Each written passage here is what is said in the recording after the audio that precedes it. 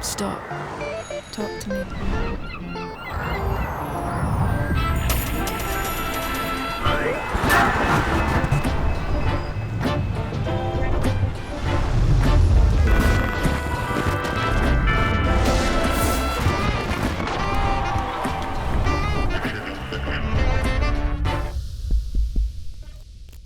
Okay, Crystal. Hi, Grant. How are we today?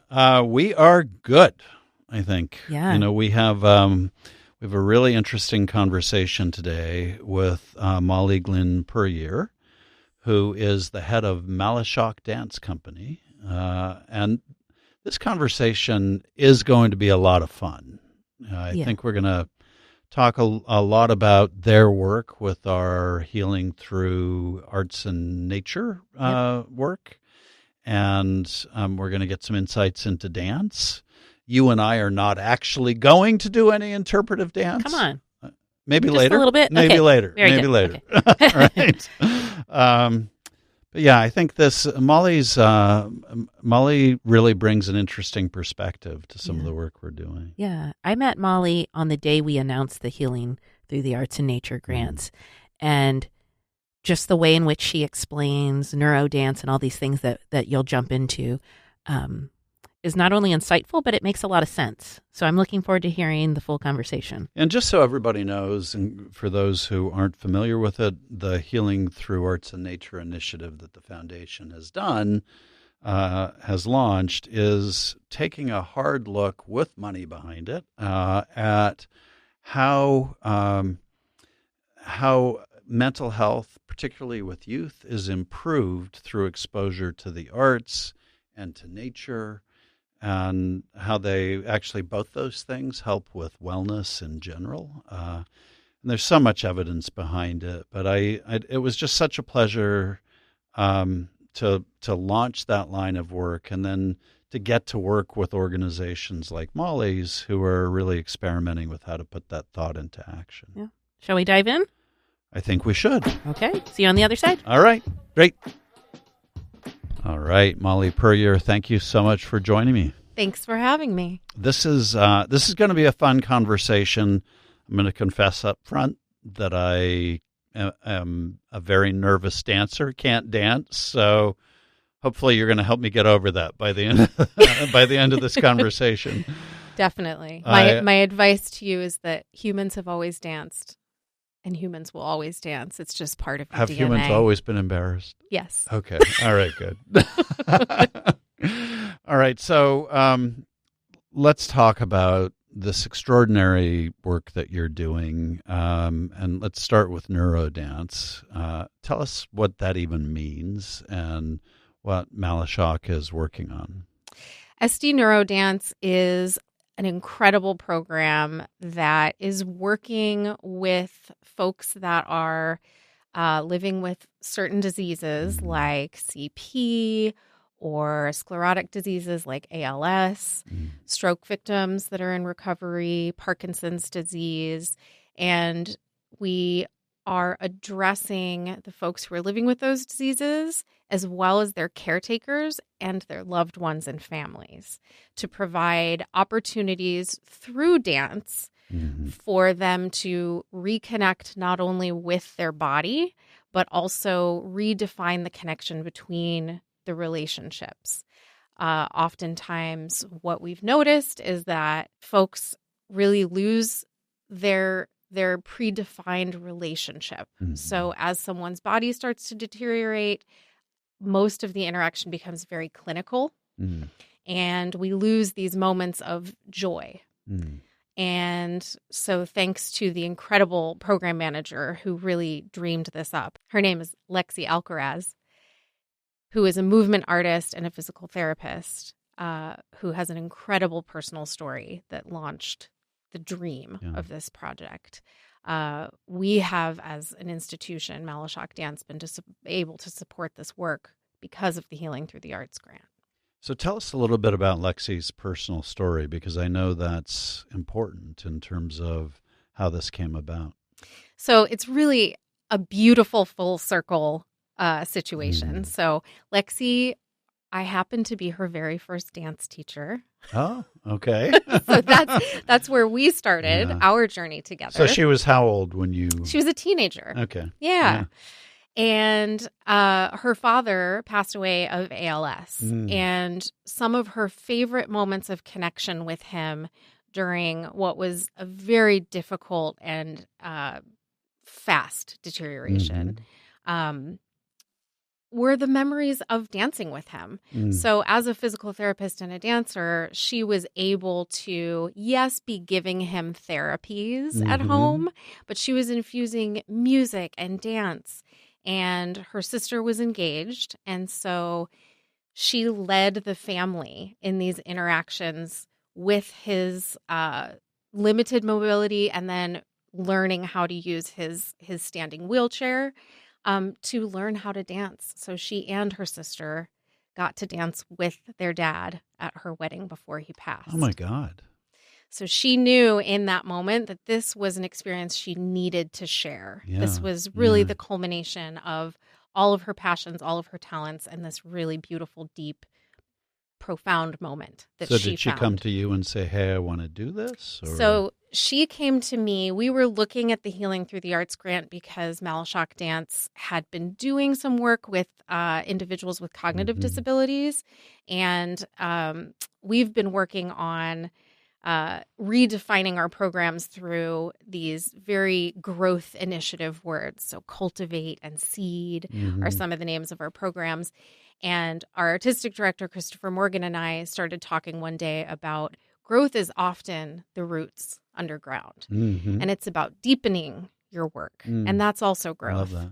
Yeah. And when Lexi came and proposed working with these very specific conditions and incorporating physical therapists and the neuroscience and lots of scientific research on how dance and movement can be beneficial, we said this is the perfect definition of deepening our practice in making dance an inclusive environment where maybe the most unlikely folks are going to benefit from dance. So when she came and said, this is my dream program, I said, we have a grant that would really be perfect for this. And so we started planning and working to kind of dream up what this program could be. And that's how it started. Did you have any sense for what the benefits could be for participants? There's a lot of research done on Parkinson's disease. So Dance for PD is a really well-known organization with very codified classwork and trainings. And there's a lot of research on how beneficial dance can be really as sort of a therapy. And there's a lot of deep work that's done in expressive arts therapy. But this particular program is more focused on the relationship building and between family members and folks that are living with these diseases. So it's really about finding a pathway to reconnect and find joy and movement outside of a very clinical therapeutic session. So we knew the benefits were there as the foundation, and then we wanted to explore the really qualitative aspect of what this work could do. You know, I'm thinking about what the types of conditions that you mentioned mean in terms of a person's relationship to their body, and certainly with ALS, they begin. What I've heard from ALS patients is they begin to feel disconnected or from their body and lose control. Obviously, how does dance help deal with that? So there's a few different things that I've learned. I had the benefit of going through the 24 hours of training that we provide to our instructors and the physical therapists. Some of the things that I've learned were about the differences, let's say, between someone who has cerebral palsy. This is the body they've known their entire life. Right. So they're very comfortable. They know what to expect. They know their limits. They know they're used to being sort of pushed and what that means. when we work with, let's say, someone who has a spinal cord injury, that's a really traumatic, abrupt alien situation. experience, Mhm. right? And so in order for dance to really enter the picture, it's really about exploring what your body can do, as opposed to focusing on the limitations or what's deteriorating. It's really about if we can find and define ways that we can lead a dance class, listen to music. We all know that music has such a beautiful, emotional, immediate effect on our mood. And so do things like partnering, mirroring, making eye contact, touching.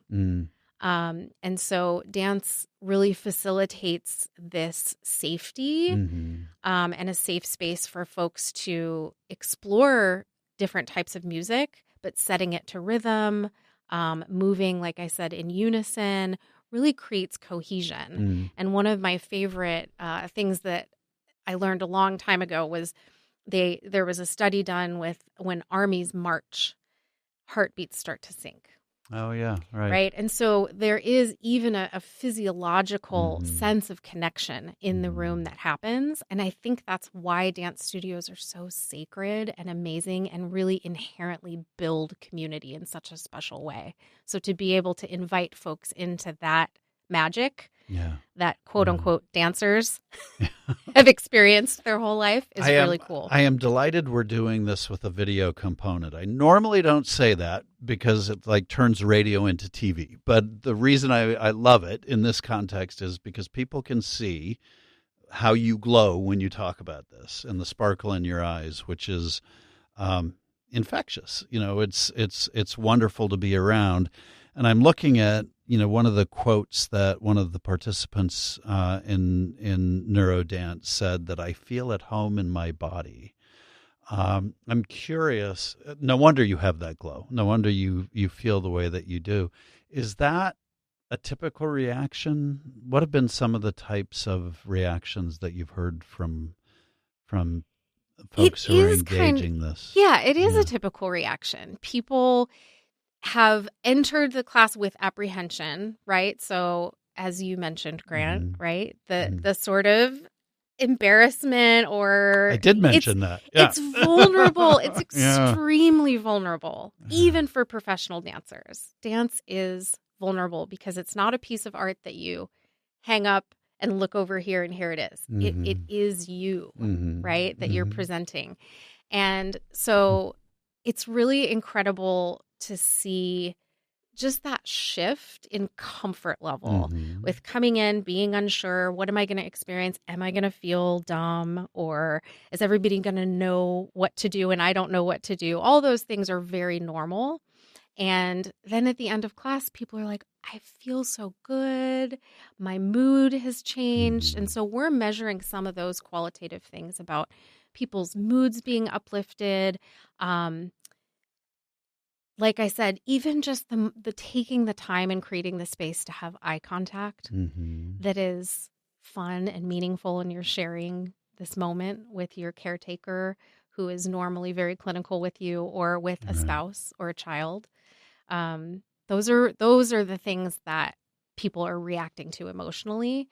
And then, some of the participants are just like, I feel really energized. It was the right pace. It wasn't exhausting. It was energizing for me. So those are some of the reactions that we get. It's funny, on the day we announced the launch of our Healing Through Arts and Nature program, a group of us were at one particular location, not the one where you were, but we ended up having as a group to dance. And it took a while for all of us, me, to participate. But the mood of the room afterwards was extraordinary. It was like completely transformed. And everybody had a smile on their face. And yet there is if you'll forgive the term, an art to that. You're blending not just the art form, but you're bringing in some clinical science and some therapeutic science. How difficult was it to achieve the right balance of those disciplines for a structured program like That's you a do? great question. I think Lexi, because it's so personal to her, and through our vetting of the teaching artists, Mm, which are the dance teachers that are leading the program, as well as knowing the physical therapists mm, who were going to join the program, helped create that balance. yeah. Because the physical therapists were also, that was another sort of unexpected experience that I had during the training, is the physical therapists were having aha moments Yeah. that, oh, that's great. This is something very similar to what we would do in therapy, but setting it to music Hmm. or clapping a rhythm along with it or speeding up the tempo.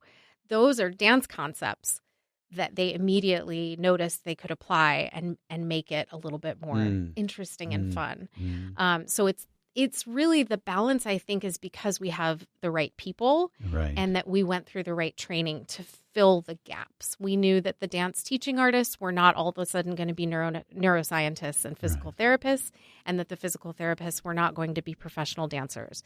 But if we got everybody in the same room for enough time and built that trust and provided the right type of knowledge, it created an even playing field where we could prioritize the goal of the program. Mm. So, the funding from Prebis for the Healing Through Arts and Nature initiative, important in terms of Malashock's evolution in this work? Critical, Yeah. critical, absolutely. The specificity, I think, of the grant and the research that went in on to the Prebis Foundation's credit, to seeing this as a unique need and that the arts uh, can fill some of these gaps, um, is really what we needed to inspire us, like I said, to deepen the Mm, work that we were doing. Uh, the grant that we received was $65,000. That's significant to a mm, mid-sized organization like ours, and allowed us to do a very thorough and comprehensive, pre-research training, mm. making sure everyone's paid well, actually, providing the classes, renting space with a wonderful partner, which is Monarch School, the Chrysalis Center down in Barrio Amazing. Logan. Yeah, amazing So we're using organization. their space, which is extremely accessible. Hmm. And so the grant really allowed us to cover all of those aspects. And then also we're doing a documentary on the process. Wow. So we have a fantastic videographer based in Los Angeles who is also an RN Yeah. and an artist. And so, again, sort of like the right people in the mix. This feels like a passion project, but Mm, everyone's mm.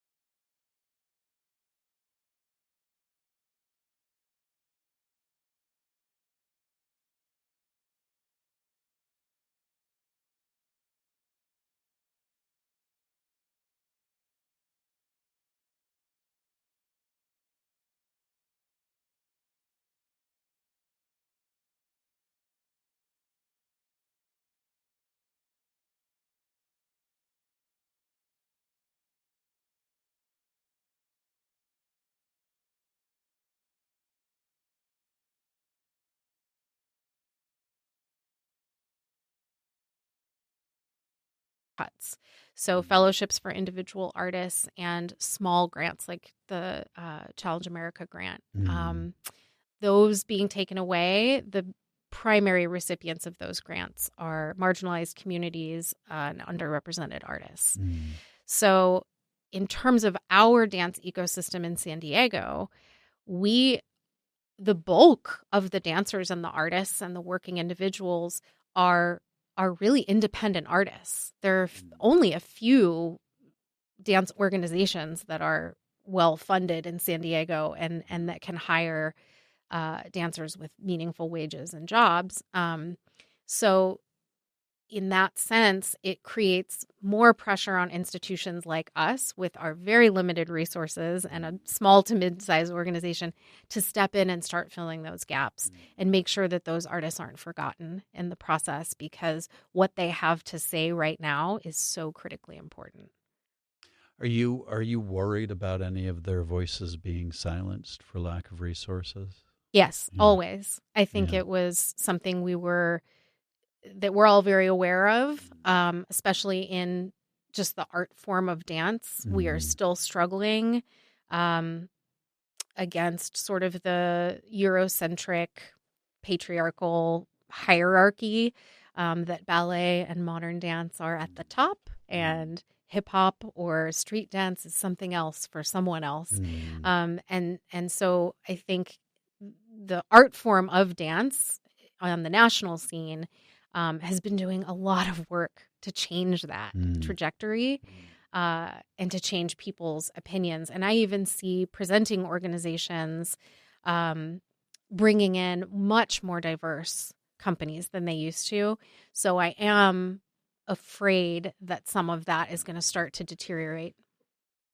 How do you try and talk to people about why this isn't either or? You know, I think what's so interesting about the national conversation on this is that it tends to cast anything that isn't the traditional art forms, although I think art in general is being targeted, but anything that isn't traditional as being outside the norm somehow. And I think what I hear you embracing is an all of the above approach to celebrating all the many ways we are. And why do you think that we're seeing this destructive conversation about either or?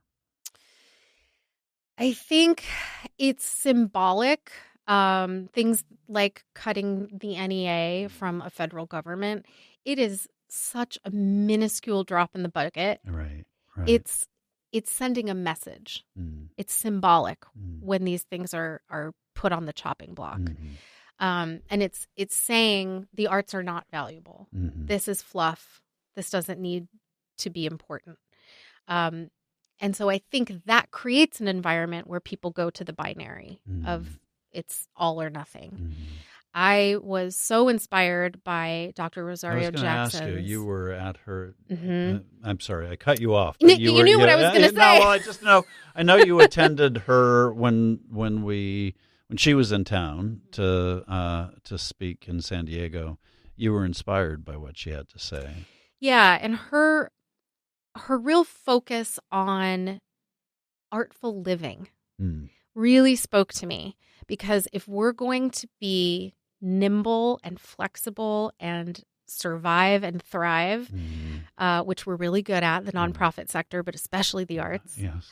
As evidenced by all you can do for a $65,000 grant. Yes. Yes. That may be something we really need to dig into and hang on to, that we may be sneaking art into people's lives and making it part of the norm versus we're going to do really giant productions that are really well funded.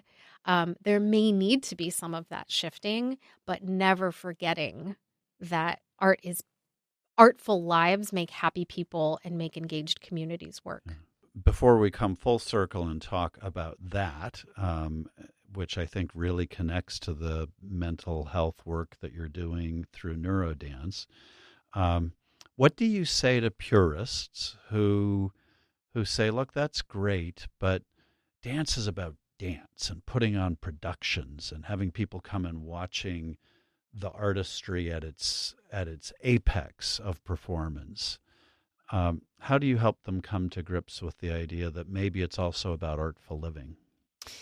That it's a yes and. Yeah. And I always say to anyone who, dance isn't for me, or I wouldn't come see a production. You could probably name a bunch of people in your life that took dance classes. It's there. It's in your world. It's a part of, every little girl's, it's somewhere in their arc wanting to dance or dance around the living room. It's everyone who's ever done the hokey pokey and laughed at a wedding. It's there. You may just not recognize it. Yeah. And I think it goes the other way. Folks who are so, and I think it is absolutely a yes and, the talent and dedication and culture of professional dancers is incredible. It's so inspiring. I love to be around it. I love to see it. But if we really want to keep the art form going, we have to work backwards, right? We have to start with community, with honoring traditional dance, right? And understanding the roots of dance and where they come from. And really just lifting up all the different ways that art affects communities, individuals, and that it is an inherent part of bonding. And it's a part of all of our cultural celebrations. So it has to be all of those things in order to create a healthy ecosystem. I love the definition that culture is just a container in which things grow, whether that's a petri dish, right? Yeah. And so we have to create that container. Yeah. Fantastic. So let's bring this full circle and think about Dr. Maria Rosario Jackson's notion of artful living, which you've spoken to so well just now, and bringing it back to community well-being and mental health. What do you hope people will take away from this conversation in terms of thinking about the art form that you celebrate differently? I hope that people have an aha moment somewhere in there that they have connected with dance and been affected by dance. It may not be on the surface. You may not realize it, but I hope that people walk away with some personal example or aha of maybe a different way of approaching the art form. When you go into a theater, you don't have to get it, quote unquote. You just have to witness it and be there and let it affect you and be open to it and have a conversation about compare and contrast what you liked and what you didn't like. That's okay. But you're going to learn something about yourself as you explore that notion. And it is a critical part, I think, from my own personal experience. I know that it has affected me in so many different ways. Like I said, as a kid, letting me be wild and get all my energy out. And it was athletic and it was expressive. As an adolescent, grounding me, helping me to stay on a really good routine schedule and making incredible friends. It's given me mentors that have lasted a lifetime. Getting a degree opened up all sorts of different possibilities. And then, of course, working in the arts education and in the management space has allowed me, I get to work with the coolest people every single day of my life. Well, I usually say I get to, but okay. Well, we might have some overlap. Some overlap there. Yeah. But really, it is just such a fulfilling and meaningful experience to me personally. I want other people to walk away knowing that they can have those experiences too.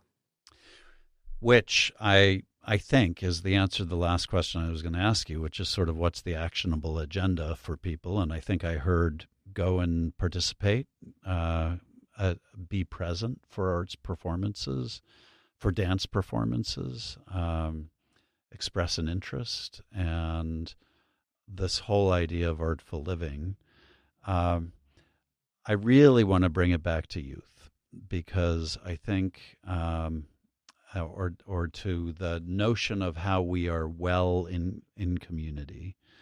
And I keep thinking that we live in an age where the answer to everything is either technology or a clinician, So, if you feel that you're mentally unwell, you have to have a therapist, and you might need to, in fact, and you might need clinical attention. But there is also an opportunity potentially to find tremendous power in physicality and art. And as you think about what you want people to take away from this conversation about that, what would you hope they'd remember on that score? I think coming to things with curiosity is so important. Just stay curious. Children inherently are more open and curious about trying things. And believe me, I've walked into middle school classes in schools with a bunch of boys with their arms crossed saying dance is not for boys. And by the end of an hour, they've changed their attitude. It's totally possible for That's adults fantastic. to have the same Yeah. experience. And when you're talking about, going to therapy or, of course, I'm a huge advocate for mental health. And I think that giving yourself the time and the space and empowering yourself to be, as one of the participants said, at home in your body is a practice that will allow you to absorb, reflect, and amplify maybe what your therapist has been working on with you. Fantastic. Well, I love the admonition for us to be curious and to be open, to find a way to be at home in our bodies, I think is also a beautiful thought. This has been a lovely conversation. I have to say, Molly, you so embody the joy you're trying to help people to learn. And thank you for the extraordinary work you're doing in the community. We're fortunate to be associated with it. Thank you so much. Thank you for your support and for this lovely conversation. It's so nice to be able to share these thoughts with a broader audience. Pleasure. All right. Welcome back. Yeah. So many things were touched upon in this episode. Well, so let me ask you a question. So you suggested, Molly, yes, for the program, and you were thinking about the Healing Through grantees, but also who she is and who that program is. So tell me a little bit about what you saw in the interview. Right. Took away from it. I think the biggest thing is knowing how they developed the NeuroDance work and how it helps people, whether they have ALS, all these different things physically and mentally are improved by that. And that, I think most of us, if we're real with ourselves, are sometimes scared to get older.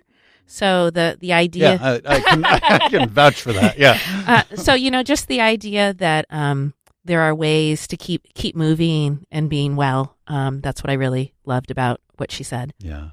I was actually, it's such a good point, and it reminded me that I tend to talk about healing through arts and nature as a mental health approach, but it is also about physical health and our physical well-being. Human beings are a package, and you can't actually disarticulate the way we think and how we feel and how we're experiencing the physical world. And I loved how she spoke about dance, helping to put all of those pieces together. I thought it was a fascinating window onto how an art form, which has legitimacy in its own right, I mean, obviously, but how it can also be a way of engaging people in new ways. It reminded me a lot, actually, of the conversation we had with Chris Appleton in talking about the prescribing of arts and arts in particular experiences. Yeah. And here's a great example of prescribing an arts experience that helps people navigate the world with a condition that they might otherwise not benefit from that additional help. Yeah. I think along those same lines, the other thing that I found incredibly powerful in your conversation with Molly was really the idea that she listened to her staff as an executive director, listened to her staff, and that staff member this program came out of a personal experience with the loss of her father. So to let people's lived experience, let people also, I imagine it was also a form of grieving for that staffer, but to use those personal experiences to improve our community and how we connect with folks, it just gets you in the heart, Yeah. It's pretty amazing. It really does. I was struck also by how hard it is as an executive director to succeed a founder and help an organization move forward and become successful in a new way. That impressed me a lot. Her talking about how she had navigated that transition. But to the point that you just made, the way in which she is now using that platform to and being open in that role to suggestions and ideas coming from others really it's consistent with the art form, I think. It's sort of a monument to interpretive dance in action. Mm-hmm. And I just love the idea that they're using this arts organization to help people navigate a very complicated world with a lot of scary things happening, and helping them to be well in their own right. Right. And to go back to how you pulled out the piece around the transition from founder to her leadership, actually, it felt to me very consistent with what I recall of our own story as Prebis Foundation, right? Because you asked her, how did you make that transition? And she said they spent time out in community talking and getting feedback. And so the pattern I'm noticing with a lot of our guests is they spend a lot of time engaging stakeholders, getting very real feedback and adjusting based on that with a very clear vision. So that was the other thing that really struck me about Molly. I think this is something we've learned, right? That really good leaders are not just making it up as they go along or deciding in their own heads what needs to happen. They're asking their constituents, and they're engaging them, and they're listening, and they're feeding that back into the work. And it makes for profoundly better work. Especially, Crystal, I don't know if this resonated for you listening to her, but we often tend to pigeonhole, not you and I, but society tends to pigeonhole nonprofit organizations, and they're allowed to exist in very narrow lanes. So you're allowed to be an arts organization, but you have to do that art thing. And what we're seeing more and more, I think, with some of our more creative nonprofits, and I mean that creative broadly, yeah. But what we're seeing is that they're willing to expand the boundaries of what it means to be doing the work, and they are bringing a whole new way of thinking about their art form or their educational form or their engagement form, because they're blurring the lines. And I love the fact that Molly talks so eloquently about the ways in which Malashock is blurring the lines. Oh, me too. And I think someday we may have to go visit them. But I do think you make that sound painful. We promise it's going to be not so painful. much It's going to be so good. It's going to be so much fun. But I do think seeing dance, like you said, from that other lens of not just performative, but as healing, as a way to express yourself through your body, and then the collaboration that happened with her and partners and things. I think those were all very powerful things that we can learn from. And it seems like her collaboration also allowed her and her team to prepare for this difficult moment in society where, grants are being cut and things like that as well. So it was incredibly impressive. Yeah, her honesty about that, the challenges that the organization is facing, or that the whole field is facing in terms of cutbacks. This is a scary moment for the arts, as for a lot of other nonprofit fields and organizations.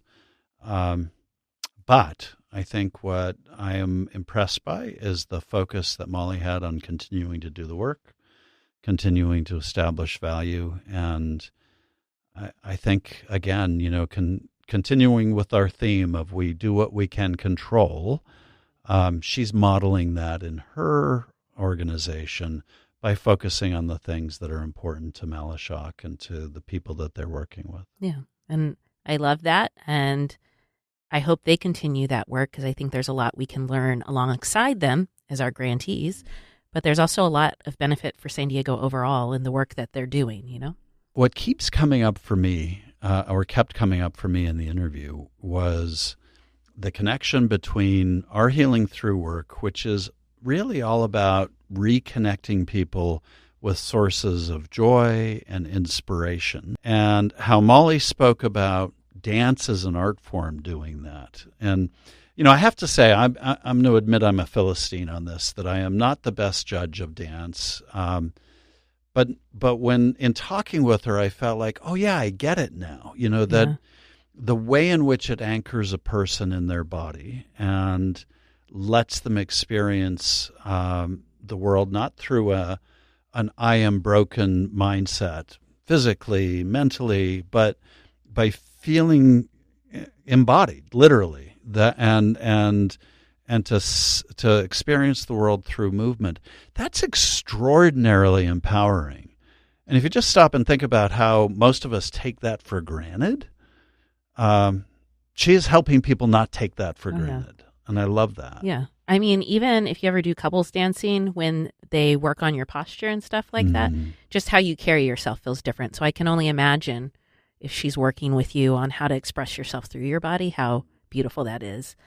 I used to actually work as a stage manager in high school for our dance shows. Oh. So even the taking in of the show would just bring me joy, like the different movements and expressions and things. So, just as we're winding down, Grant, I would also encourage folks to get out there, see a show or go dancing somewhere, because even if it's not in this clinical or dance space practice of a nonprofit, we all know movement makes a difference, right? So. Yeah, absolutely. And I guess I will add my voice to yours, saying that we, I include myself, should get out there and patronize dance and also see the opportunity that so much of the arts represents in terms of helping people heal and develop connection and all the things that we need right now. I love it. Yeah. Thank you. Yeah. Thank you, everyone. And we'll see you on the next episode of Stop and Talk. Really appreciate you being here with us. Stop. Talk to me.